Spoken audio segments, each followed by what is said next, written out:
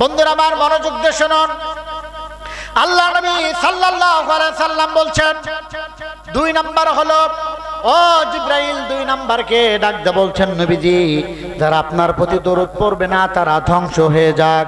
আল্লাহ নবী পড়ছেন আল্লাহুম্মা আমিন। তার মানে আমি আপনাদেরকে বুঝাইতে চাইলাম নেতা কোন জিনিস। নেতা ছোট মোটো কোনো বিষয় নয়। 4 শ্রেণীর মানুষ জান্নাতে যাক, আল্লাহর হাবিব চাই যখন আল্লাহু আকবার। আল্লাহ নবী বলেন 4 শ্রেণীর মানুষ জান্নাতে যাবে। 1 নাম্বার সল্লু খামসাকুম, 5 ওয়াক্ত নামাজ পড়বে যারা জামাতের সহিত, সুবহানাল্লাহ। 2 নাম্বার সুমু শাহরাকুম, রমজান মাসের রোজা রাখবে যারা। 3 নাম্বার হলো ওয়াদু যাকাত আমওয়ালিকুম, সম্পদ আছে যাকাত দেয় যারা। 4 নাম্বার হলো আতিউযা আমরিকুম, নেতার আনুগত্য করে যারা। যেরকম আল্লাহু আকবার।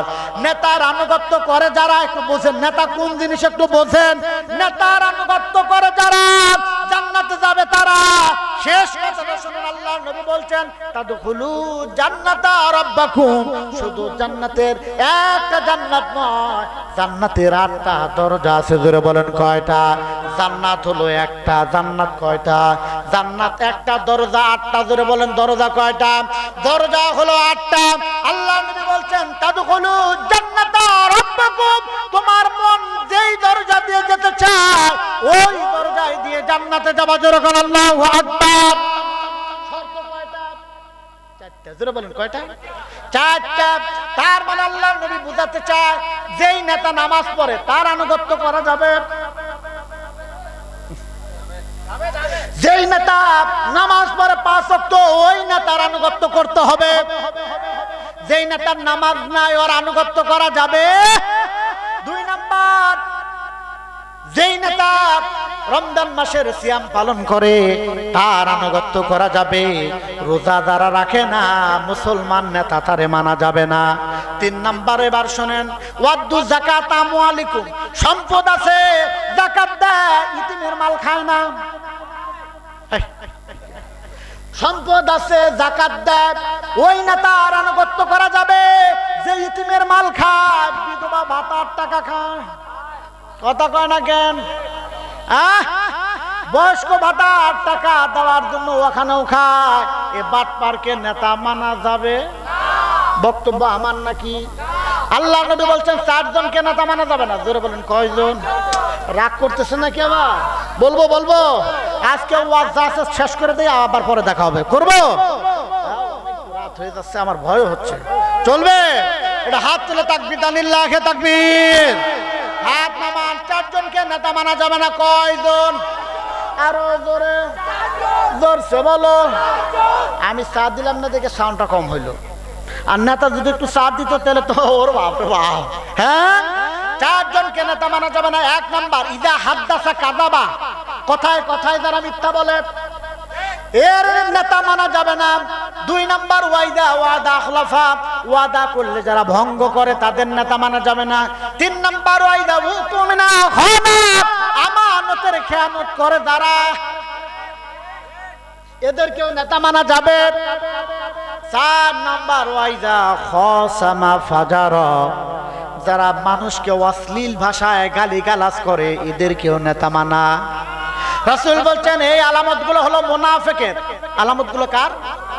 আল্লাহ রাসূল বলছেন লা তাকুলু লিল মুনাফিকি সাইয়্যিদ, কোন মুনাফিককে নেতা মানা যাবে না বলেছেন মুহাম্মাদুর রাসূলুল্লাহ। এই জন্য বন্ধুরা আমার কেন এই কথা বললাম? কারণ নেতা যদি ভালো হয় আপনার কপাল ভালো। জোরে কর না কে? আর নেতা যদি চোর হয় আপনার কপাল খারাপ।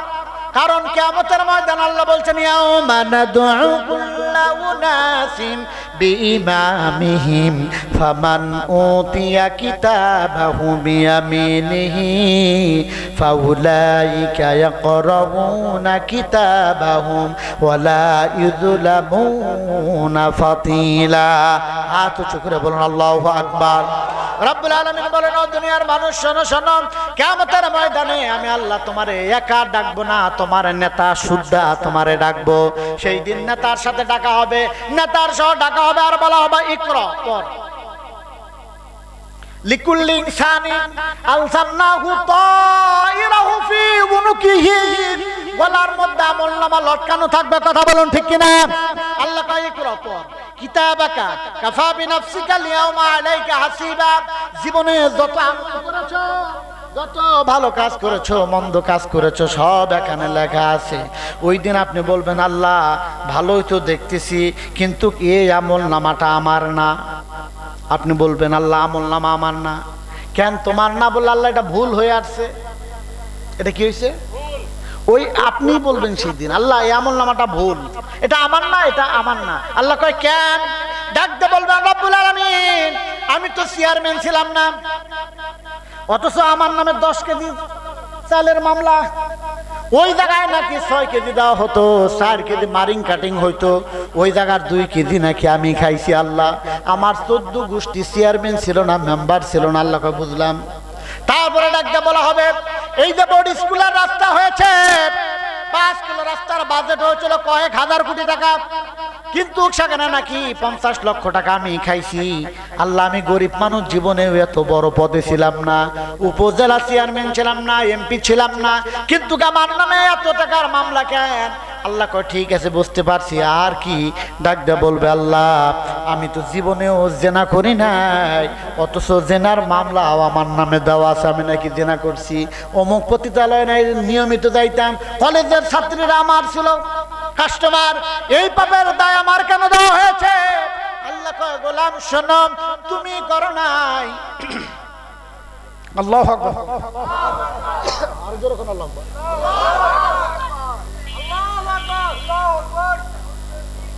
আল্লাহ তাআলা বলবেন গোলাম শোনো, তুমি করো নাই, তুমি এই গুনার সাথে জড়িত না, কিন্তু যারে সিল দিয়া নেতা বানিয়েছিলা সব সেই করেছে। বুঝেন না এখনো? এই টিপসই দিয়ে চেয়ারম্যান বানাইছিলা, ও চুরি করে খাইছে, সহযোগিতা তুমি করছিলা, তোমার ভোটের কারণে এই চোর ক্ষমতায় বসে গিয়া এই জন্য 3 কেজি চুরি, 5 কেজি চুরি করছে, 1 কেজির মামলা তোমার নামে দিছি আর 4 কেজি ওর নামে। তারপরে রাস্তাঘাট বানিয়েছে, লক্ষ লক্ষ টাকা নয় কোটি টাকা আত্মসাৎ করেছে, তোমার নামে 1 লক্ষ টাকার মামলা দায়ের করছি। কারণ তোমার ভোটেই সে উপজেলা চেয়ারম্যান হয়, তোমার ভোটে এমপি হয়, তোমার ভোটে প্রধানমন্ত্রী হয়, আর জেনা করো নাই, জেনা করো নাই, জেনার পাপ তোমার কপালে কেন বলে আল্লাহর কাছে বলবে। আল্লাহ বলবেন ক্ষমতা থাকার কারণে ক্ষমতার অপব্যবহার করছো, কলেজের সুন্দরী মেয়েদেরকে বাড়িতে নিয়ে এসে রাত যাপন করেছো, যারা এই পাওয়ারটুকু দিয়েছিলা ওই পাপের দায় একটা আমি আল্লাহ তাআলা তোমার আমলনামায় দিয়েছি। এইবার নেতা ছোট জিনিসটা বড় জিনিস, কথা কয় না। নেতা কি ছোট মোটো কোনো জিনিস? নেতার সাথে জান্নাতের সম্পর্ক আপনার, নেতার আনুগত্য করলেই জান্নাত। আর নেতা যদি ভালো হয় আপনার কপাল ভালো, আর নেতা যদি খারাপ হয় আপনার কপাল গেল, কথা বলুন ঠিক কিনা? বন্ধুরা আমার মনোযোগ দিয়ে শুনুন। আচ্ছা এই জায়গায় যারা আছে, আর মাত্র কয়েক মিনিট, 5 থেকে 6 মিনিট ওয়াজ করবো। উঠতেছেন কেন চাচা? উঠা যাবে না বাবা? ও আচ্ছা যান, ঠিক আছে, আমরাও শেষ করে দেবো ইনশাল্লাহ, রাত অনেক হয়ে গেছে, শেষ করে দিতে চাই। একটা কথা বুঝেন, এই মাহফিল থেকে এখন থেকে এখানে এই বোর্ড হাট স্কুলে একজন লোক নামাজ পড়ার জন্য যাবে, সভাপতি সাহেব নামাজে যাবে, একজন লোক দাঁড়িয়ে বললেন সভাপতি সাহেব আমার মোটর সাইকেলে চলেন যাই, আমি আপনার এশার জামাত ধরিয়ে দেবো ইনশাআল্লাহ। এই মোটর সাইকেলে যেই ছেলেটা নামাজের জন্য নিয়ে গেল, বলুন তো নেকি হবে না গুনাহ হবে? আলহামদুলিল্লাহ আপনারা বুঝছেন। 2 নাম্বার, এখান থেকে একটা ছেলে বললো এ বন্ধু আজকে একটা মেয়ে নিয়ে আসছি, এখন এ ডাক দেখা আমার মোটর সাইকেল আছে, ওঠ, আমি তোকে রাইখে আসতেছি। কিছু করার দরকার নাই, শুধু রাইখে আসার জন্য নেকি হবে না গুনাহ হবে? এই সাদা কথাটা বুঝেন, ওইটা বুঝেন না। তার মানে আপনার টিপ দিয়ে যদি নেতা ভালো কাজ করে তাহলে আপনি সব ভালো কাজের নেকি পাবেন, আর আপনার টিপের কারণে যদি নেতা সব আকাম করে সব গুনার দায়ভার আপনারাও নেওয়া লাগবে। বুঝাইতে পারছি? বন্ধুরা আমার, আল্লাহ নবীর কাছে বললেন জিব্রাইল 2 নাম্বার। 3 নাম্বার কি বলবো? 3 নাম্বার জিব্রাইল ডাকতে বলছেন ইয়া রাসূলুল্লাহ, ও আল্লাহর পয়গম্বর, মা বাবা বেঁচে আছে যাদের, যে সন্তান মা বাবার সেবা যত্ন করে আল্লাহর জান্নাতে যেতে পারলো না, ওই সমস্ত সন্তান ধ্বংস হয়ে যাক আল্লাহ চায়। আল্লাহ নবী দেরি করলেন না, সাথে সাথেই পড়লেন আল্লাহুম্মা আমিন। বন্ধুরা আমার একটা কথা মনোযোগ দিয়ে শোনো, মা কত বড় নিয়ামত, বাবা কত বড় নিয়ামত। আজকে তাফসীর মাহফিল, আজকে কি তাফসীর মাহফিল। বাড়িতে গরুর গোশত আনছেন, দেশি মুরগি জবাই করছেন, শ্বশুর আসছে। কে আসছে? শ্বশুর। এইবার শাশুড়ি আসছে, শালা আসেন নাকি? আবার রাগ করবেন নাকি? আজকে শ্বশুর বাড়ি এসে আমার ওয়াজ শুনে রাগ করেন না, রাগ করেন না, এইটা বলে শেষ করুন।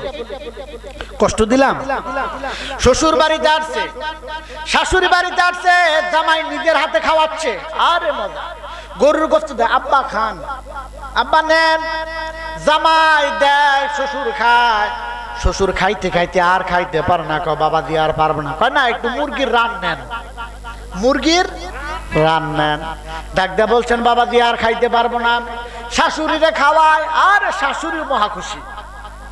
শালা খায়, শালি খায়। শ্বশুর দোয়া করে, আল্লাহ এটা জামাই না, মনে হয় হীরার টুকরা, 500 বছর হায়াত দিও। বুঝলেন না ব্যাপারটা? শাশুড়ি দোয়া করে, আল্লাহ এটা তো জামাই না, মনে হয় স্বর্ণের টুকরা, নিজের ছেলে এত ভালো না, আল্লাহ জামাইরে 250 বছর হায়াত দিও। পাশের ঘরে আব্দুল্লাহর আব্বা ডাক ডাকা, আব্দুল্লাহর মা কি রান্না করছে? কয় শুধু আলুর ভর্তা। কিসের ভর্তা? শুধু আলুর ভর্তা। আব্বা ডাক ডাকা, আলুর ভর্তা দিয়ে ভাত খাবো না। কেন খাবো না? আব্বা ব্যথা ভরা মন নিয়ে ডাক দিয়ে বলছেন, আব্দুল্লাহর মা আজকে বাড়িতে মেহমান আসছে, আমার আব্দুল্লাহ কত কিছু আয়োজন করেছে, আমারে না দিয়ে কি খাবে নাকি? একটু হলে আমার ঘরে পাঠাবে। রাত 11টা বেজে গেল, নাই খবর নাই। আব্বা ডাক ডাক, ও আব্দুল্লাহর মা কোনো কিছু আসছে নাকি? না আসে নাই। ভাত খেয়ে ফেলেন। না খাবো না। ওই সন্তানের জন্য কোনোদিন ভালো একটা লুঙ্গি পরি নাই, ওই সন্তানের জন্য কোনোদিন ভালো একটা জামা গায়ে দেই নাই, কোনোদিন ভালো খাবার খাই নাই। ওর পরীক্ষার টাকা দেওয়ার জন্য কত কষ্ট, কত মেহনত করেছি, কত ধার কর্জ করেছি, কত অপমানিত হয়েছি, সময় মতো মানুষের লেনদেন পরিশোধ করতে পারি নাই।